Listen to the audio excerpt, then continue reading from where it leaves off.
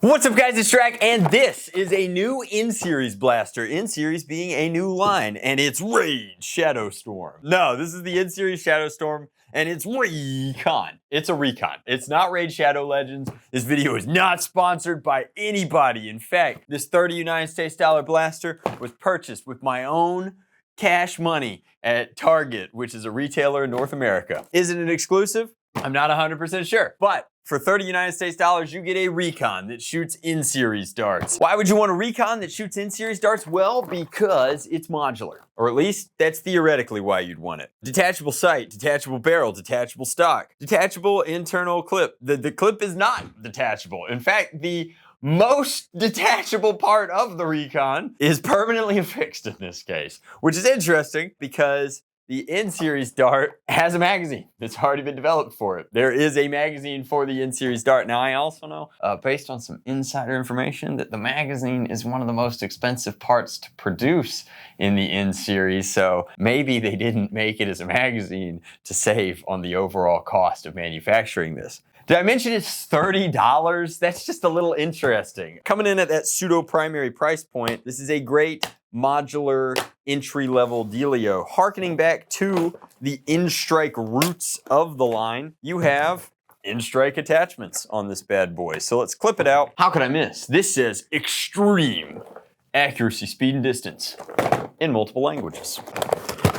Got it. All right. And then I suppose this comes with, and actually, all right, all jokes aside, it's got an internal magazine that holds 8 darts. They're calling it an internal clip. Comes with 24 darts, which is actually pretty solid. Nothing but nice things to say about that. It's brand new ammo. It tends to be pretty pricey, so getting enough to load the blaster, not twice, but thrice, is pretty good. It's also a we blow thing. But let's load it up. So you've got your internal magazine here. That's gonna be super simple to load. Just make sure that they're aligned correctly, which it looks like it almost does for you, kind of showing you how they go in. Internal magazines are funky just because you do get the ability to reload and top off on the fly. Some players really like that if they don't like carrying their darts in magazines, but it should be painfully obvious that the reload is painfully slow. But you got your internal mag, no dropping that, kind of a bummer. N-Strike all over. N-Strike isn't dead, just elite. So this was supposed to be a removable barrel, and there it is. So the Shadow Storm in its base form in the nude is no stock, no barrel, but you do see it has an N-Strike attachment point in the front and back barrel lug, tack rails on both sides here, as well as over and under on the rail. Grip is pretty good. Trigger is massive. Younger foam flingers could fit 2 fingers on there, so if they struggle pulling the trigger with 1, this might be a good option for them. Blaster is an N-series blaster. I imagine that means it's hitting about 80 to 90 FPS, but the most important question is, does it, as a successor to the Recon and the Recon 2 and the Retaliator and every derivative therein, have slam fire? No slam fire, and upon trying to slam fire, I've jammed the internal magazine. Guys, I think that alone, like, it's less featureful than its predecessor. It's kind of chunky. The industrial design, frankly, leaves a lot to be desired. It's basically married to this barrel. While the AFG is good, where do you put your hand on this? It's got a massive chunk of plastic here to accommodate its internal magazine, and now you're holding it like this? 2 sharp edges on the side? Like, I don't know. Cover it up so that you can't see what you're, it's, man, we didn't know how good we had it with the Retaliator. Some N-series blasters, I think, really take advantage of the ammo, and don't get me wrong, this will be a better blaster. Like, the N-series darts do perform better than their elite counterpart. Is that more a testament to how good N-series is, or is it more of a statement on how poor the native quality of 50 cal ammunition was over at the mothership? Hard to say, but it is a market improvement. These are hitting my target in here.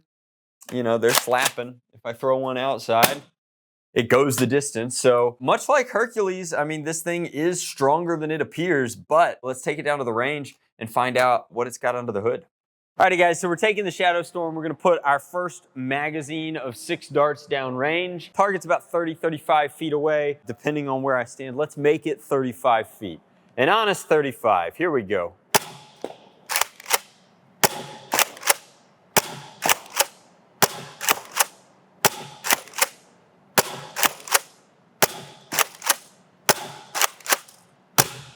I don't know what to say about it in terms of accuracy. It felt like a ton of my shots were pulling right, but you know, what are you gonna do? These are more accurate than elite darts. That's not saying too terribly much, but you know, they are going down range and they're not whirly-birding completely out of the way. They're just pulling one way or another. It seems like air. They'll just catch different currents. They don't have any molding discrepancies that I can see. And in fact, you might note, I'm pulling these darts out of my pocket and they'll put up with that. Like, not a lot of darts outside of the half-length category can handle just being thrown into dump patch willy-nilly and still firing relatively consistently. Let's take away the barrel drag, remove the top here, see if that improves anything. But, you know, getting ranges or FPSs between like really locked into the mid 80s. However, there were some serious outliers up and some serious outliers down. It's one of the least consistent in-series blasters that we fired so far. I don't know why that is. I don't know if that's something to do with how it's doing its dart DRM, something to do with the breach that they have in the front or lack thereof, but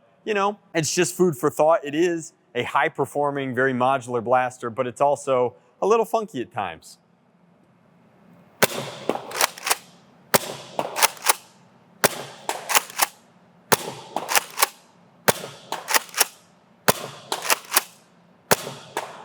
And either by virtue of human improvement, which, you know, is possible, or the lack of barrel drag. I mean, those were significantly better groupings. Everything was on or near the target. Let's put a few more down and give you my final thoughts. Try and do these pretty quick.